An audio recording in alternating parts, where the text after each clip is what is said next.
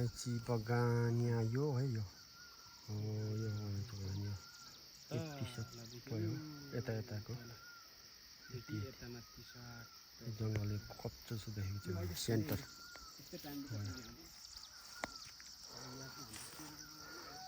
यता बागमारा उता डाँडामा अलिक तलतिर डाँडा हाम्रो बाँझो छ अहिले अनि बिचमा चाहिँ मकै बारी छ यो बाटो पानी बोक्थ्यौँ हामी सानोमा बहिनी म उसो नजिकै छ त्यो तार हराउँछ चाहिँ ऊ माथि होइन त्यो ऊ नजिकै रहेछ नि ऐसा ऐसा चाहिँ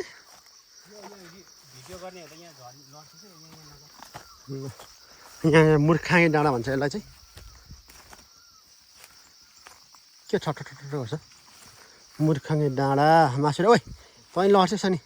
त्यहाँ के अरे यतिकै यसो गरेर हिँड्न त्यसले आफै खिचिहाल्छ नि अलिक माथि यति चाहिँ उठा ठाडो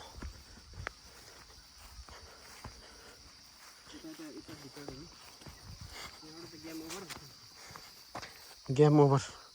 खत्तम डाइरेक्ट भिरदेखि तल सिद्धि काकाले यहाँ गाखरी लडाएर आमाले मार्छ हिँडेको थियो हेर त्यो यस्तो गरेर हेर्न कति कभर गरेको छ त्यो यस्तो थुच्छ स्क्रिनमा यहाँनिर हाम्रो घरमा बस्ने बुहारी चिटिक्क छ त यो घर त भाइ प्यारिकेट भइसक्छ नि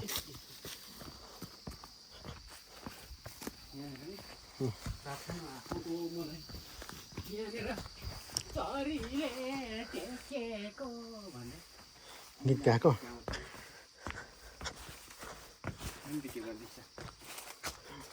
टमाटर मासुले कुवा घमाइलो सिमसाकहरू केरा कहाँ फैलिएको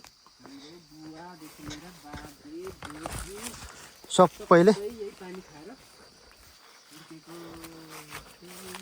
सानो रहेछ नि यहाँ हामी नुहाउँथ्यौँ यो त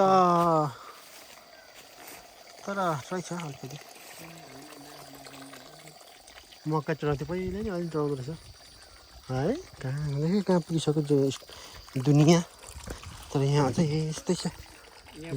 यो खेतहरू सानो भएको हो अहिले ठुलो गरा जस्तो लाग्थ्यो यो त मलाई पहिले उयो मासरी कुवा है गाई गर्दै गर्छ यहाँ त अनि सिम हुन्थ्यो ऊ तल त सिम किन सानो सानो सानो देख्छु किन म सबै घरहरू सानो सानो देख्छु हामी ठुलो भएर होला नि यत्रो भुँडे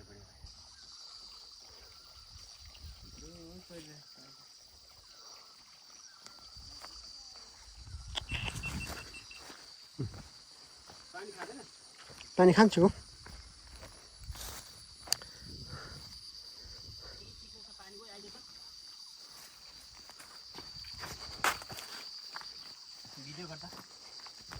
भिडियोमै छ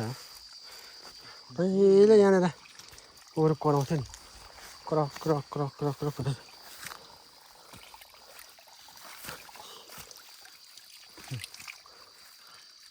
पानीमा त्यो के छैन सिस्नो रहेछ यहाँ भिटामिनहरू ल भात दिएर खाएँ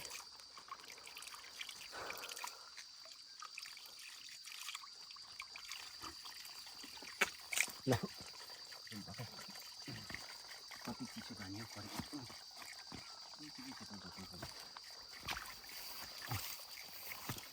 कताबाट यतै हो यसको त जस्तो छ त्यस्तै त्यसो त